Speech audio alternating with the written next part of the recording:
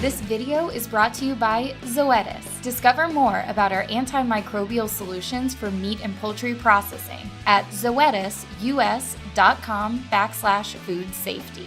All right, viewers, thank you for joining me. We're here today at the AMSA RMC Conference, Reciprocal Meats Conference.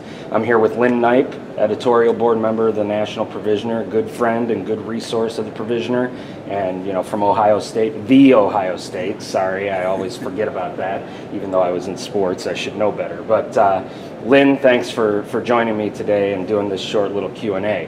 I wanted to get your perspective on the sessions. This is a great seminar for sessions, a lot of reciprocal knowledge, thus the name. Was there a session or two that stuck out for you in terms of the ones you visited? And if so, what was that session and why? Well, there were a lot of interesting sessions, but of course, with my interest in further processing, there was a session on removing functional ingredients that we've been depending on all these years, such as salt, that are so important to our products, and what we might do to make up for the changes in the product when we take the salt out. Mm-hmm. And so there's a lot of discussion about different ingredients. A lot of new things are coming out all the time, different fibers and different ingredients that will help us hold water and maintain our texture. But there's still a lot of procedures out there that we used to use, maybe more than we do today, that might help with this as well. And I know our consumers are real concerned about a lot of ingredients on the label. So, but it's been very interesting to hear about the new things that are available, and I know there's going to be more coming soon.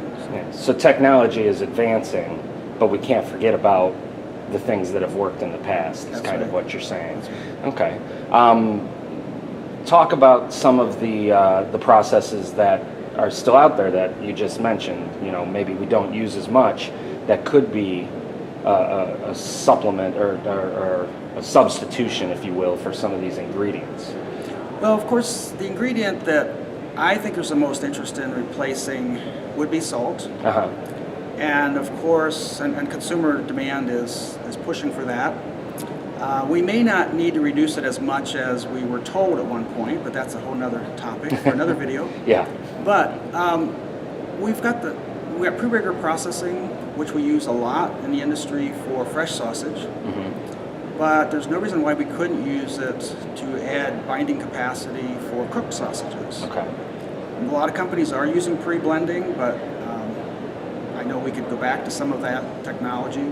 So there's some of these very basic processes that the industry used to use. Now, one of the challenges is as we streamline our processes and trying to produce more product faster, higher capacity, some of these time-tested procedures are difficult to maintain.